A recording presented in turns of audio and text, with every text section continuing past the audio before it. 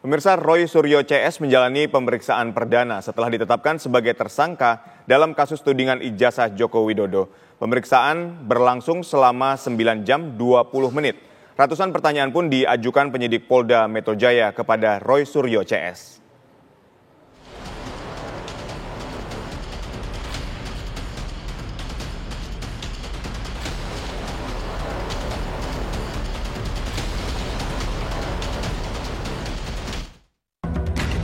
Pemeriksaan perdana Roy Suryo, Rismon Sianipar, dan Tifauzia Tiasuma setelah ditetapkan sebagai tersangka dalam kasus tudingan ijazah Jokowi digelar di Treskrimum Polda Metro Jaya, Jakarta.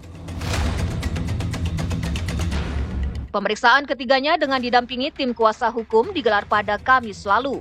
Kuasa hukum Roy Suryo menyatakan bahwa banyak bukti yang dihadirkan tidak relevan.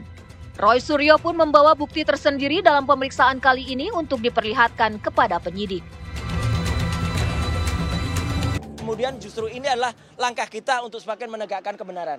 Saya kira itu, dan nanti Dr. Rismon akan menunjukkan apa yang sudah kami rencanakan. Dan insya Allah dengan doa dari teman-teman semua, dengan memohon ridho kepada Allah Subhanahu Wa Taala, ayo kita tegakkan kebenaran di negeri ini. Merdeka! Merdeka! Terima kasih. Wassalamualaikum warahmatullahi wabarakatuh.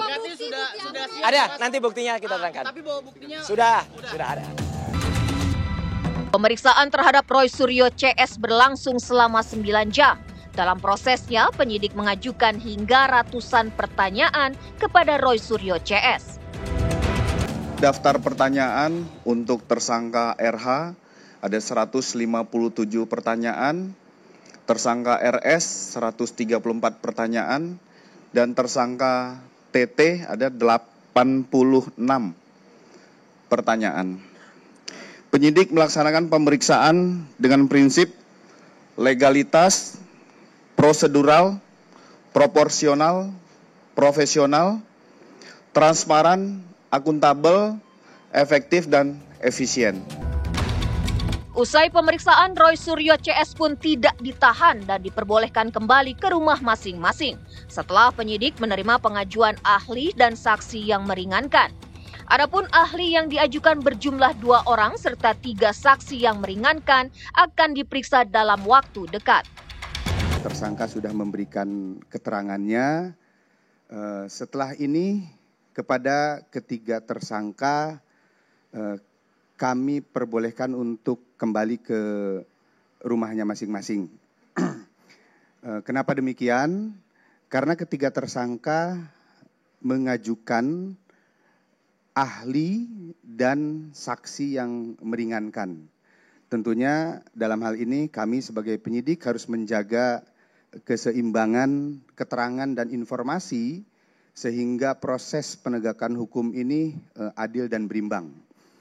Kami akan melakukan konfirmasi dan pemeriksaan terhadap saksi yang diajukan, saksi yang meringankan, begitupun juga terhadap ahli yang meringankan atas permintaan atau permohonan para tersangka. Usai dimintai keterangan, Roy Suryo CS tidak mengeluarkan pernyataan resmi, melainkan diwakilkan oleh kuasa hukumnya. Dari Jakarta, tim TV One mengabarkan.